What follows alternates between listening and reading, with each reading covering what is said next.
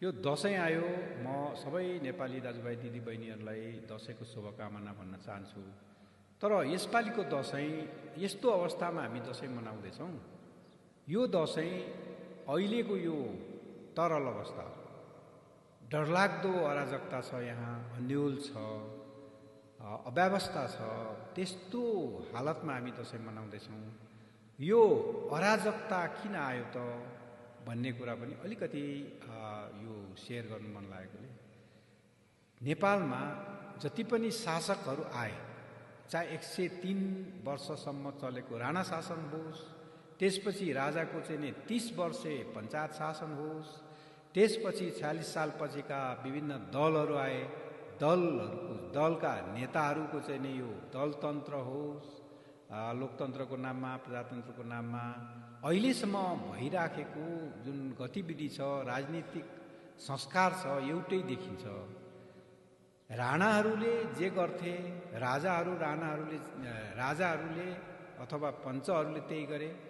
पञ्चहरूले जे गर्थे, दलका नेताहरू चाहिँ काङ्ग्रेस होस्, चाहे एमाले, कम्युनिस्ट, माओवादी होस्, उनीहरूले पनि त्यही नै गरे। जनताहरूलाई तिरस्कार गरे, देशको विकासलाई तिरस्कार गरे, आफ्नो स्वार्थको लागि, कमाउनुको लागि, सुख सयलको लागि विदेशीहरूको चाहिँ चाकरी गर्ने, दलाली गर्ने, अनि यहाँ माफिया व्यापारीहरू, कालोबजारीहरूसँग साँठगाँठ गर्ने, व्यापारीहरू चाहिँ नि पार्टीभित्र उल्ने, अब चाहिँ नि गोल्छाहरू होस्, चाहे चौधरीहरू होस्, यी पार्टीका चाहिँ नि नेताहरू बनेका छन् अहिले। यी सबै अनि जति पनि यिनीहरूको खेल के भयो भन्दाखेरि चाहिँ जनतालाई टोटली इग्नोर गरेर, देशलाई इग्नोर गरेर एउटा चाहिँ नि समूह, धनाढ्यको समूह, नवधनाढ्यका समूह, खरबपतिहरू बन्ने होडमा चाहिँ नि लागेको देखिन्छ। त्यो रूपमा, प्रष्ट रूपमा जनताले त्यो अनुभव गरे। जनता जीविकाको लागि विदेशिनु पर्यो र सबै ठाउँहरूमा संरचनाहरूमा चाहिँ नि नियमन गर्ने संरचनाहरूमा आफ्ना मान्छे फिट गरेका छन्, अनि चाहिँ नि त्यो पनि कमाउनुको लागि फिट गरेका छन्। जनताले दुःख पाइराखेको कुरा उनीहरूलाई चाहिँ नि थाहा हुँदाहुँदै जनताले के गर्छन् र जनता त भेडा हुन्, पछि चाहिँ नि किनिहालिन्छ, खानु दिएपछि भोट हालिहालिन्छ, यिनीहरूलाई मूर्ख बनाउन सकिन्छ भन्ने किसिमको जुन हेपाई त्यो जुन राणामा थियो, जुन पञ्चमा थियो, यो अहिले दलका नेताहरूमा पनि त्यही नै देखिएको हुनाले जनताहरू चाहिँ नि रुष्ट भएको। चाहे त्यो 7 सालको क्रान्ति होस्, चाहे 46 सालको जनआन्दोलन होस्, 62-63 को चाहिँ नि आन्दोलन होस्, र अहिलेको 2082 को चाहिँ नि यो जेनजी आन्दोलन होस्, एउटै हो। यी चाहिँ नि शासकहरूले तिमीहरूको अव्यवस्थालाई कसरी फाल्छौँ हामी, यसले हामीलाई चाहिँ नि झन् दुःख दियो, झन् गरिब बनायो। तिमीहरूले आफ्नो स्वार्थ सिद्ध गर्नको लागि, आफ्नो परिवार, आफ्नो समूह, आफ्नो दलको लागि मात्रै तिमीहरूले काम गरिरहेछौ। यो व्यवस्था फाल। यो अहिलेको जुन व्यवस्था छ, त्यो व्यवस्था पनि जनताको लागि, भुइँ मान्छेहरूको लागि, तल्लो तहको जनताको लागि काम लागेन। अब यो व्यवस्था जहाँ चाहिँ नि हामीले प्रधानमन्त्री छान्न सक्दैनौँ, प्रधानमन्त्री तिमीहरूले आफै बनाउँछौ, आफै बन्छौ, शक्ति केन्द्रहरूको चाहिँ नि दलाली गर्छौ, प्रधानमन्त्री पनि हामीले छान्न सकेनौँ। यो प्रधानमन्त्री यो छान्न नसकेपछि तिमीहरू चाहिँ आलो पालो गरेर बाँडी खान्छौ।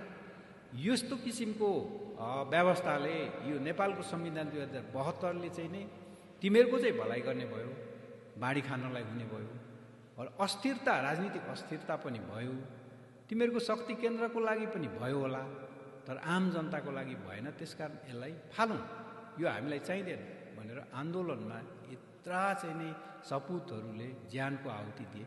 त्यसकारण अब पनिको जुन यसलाई स्थगन गराउने काम भएको छ, त्यो स्पिरिटलाई, त्यो इच्छालाई, त्यो चाहिँ नि जनआन्दोलनको भावनालाई एड्रेस भएको छैन, त्यसलाई सम्बोधन भएको छैन।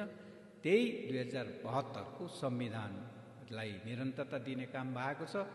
अब सङ्घीय सरकार र सदन मात्रै खारिज गरिएको छ, तर प्रदेश सरकार, प्रदेश सभा र स्थानीय सरकारहरूलाई निरन्तरता दिएको छ, जहाँ चाहिँ नि दलका नेता कार्यकर्ताले उनीहरूको भरण पोषण नै भएको छ। र अब यसैमा, यही संविधानमा बसेर चाहिँ नि चुनाव गर्ने हो भने हुने चाहिँ के हो भन्दाखेरि, हुने चाहिँ यी दलहरू नै आउने हो।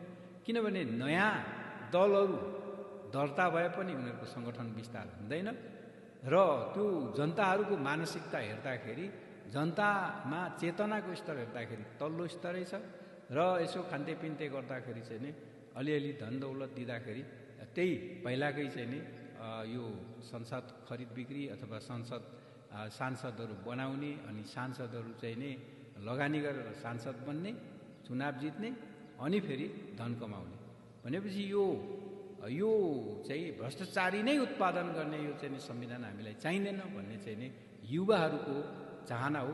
त्यो अनुसार चाहिँ नि यदि त्यो अनुसार अन्तरिम संविधान निर्माण गरेर र चाहिँ नि कार्यकारी राष्ट्रपतिको टिम त्यसमा चाहिँ नि कार्यकारी राष्ट्रपति मात्र होइन त्यसमा चाहिँ नि यो अर्थमन्त्री फलाना शिक्षा मन्त्री फलाना स्वास्थ्य मन्त्री फलाना अनि परराष्ट्र मन्त्री फलाना उद्योग मन्त्री फलाना यी सबैको चाहिँ नि टिम सहितको चाहिँ नि कार्यकारी प्रधानमन्त्रीको निर्वाचन हुने र 5 वर्ष ढुक्क त्यसलाई शासन गर्न दिने त्यस्तो किसिमको चाहिँ नि निर्वाचन खोजेका हुन् जेनजीले। यदि यसलाई टालटुल गरेर यही व्यवस्थालाई चाहिँ नि निरन्तरता दिने काम भयो भने यो चाहिँ पराकम्प मात्रै हो। ठुलो भूकम्प आउँछ, त्यो ठुलो भूकम्प धेरै क्षति हुन्छ, त्यसमा नेताहरूले चाहिँ आफ्नो ज्यान जोगाउनु पनि मुस्किल पर्नेछ। त्यो भूकम्प सायद आउनु बाँकी नै छ भन्ने लाग्छ मलाई, किनभने फेरि आन्दोलनको तयारी भइराखेको छ। त्यो आन्दोलनतिर हामी नजाउँ। त्यस कारणले अब जेनजीहरूको जुन चाहना छ, आन्दोलनको भावना, आन्दोलनको स्पिरिट अनुसार यो सरकारले, सुशीला सरकारले चाहिँ नि अब अन्तरिम विधान लेखेर अब चाहिँ नि चुनाव बरु 1 वर्षपछि चुनाव गर्नुहोस्, तर यो अहिलेको चाहिँ नि व्यवस्था होइन, यो व्यवस्था संसदीय व्यवस्था होइन। यसलाई चाहिँ नि फेरेर जनभावना अनुरूपको चाहिँ कार्यकारी प्रधानमन्त्रीलाई जनता आफैले छान्न पाउने, 3 करोड नेपालीले छान्न पाउने व्यवस्था सहितको चुनाव गराउनुहोस्। देशमा त्यसले मात्रै शान्ति ल्याउँछ र विकास समृद्धि ल्याउँछ भन्ने चाहिँ नि मैले चाहिँ प्रश्न देखेको छु। त्यसै कारणले यो अहिलेको यो हाम्रो दसैँ चलिरहेको दसैँको शुभकामना दिन चाहन्छु। धन्यवाद।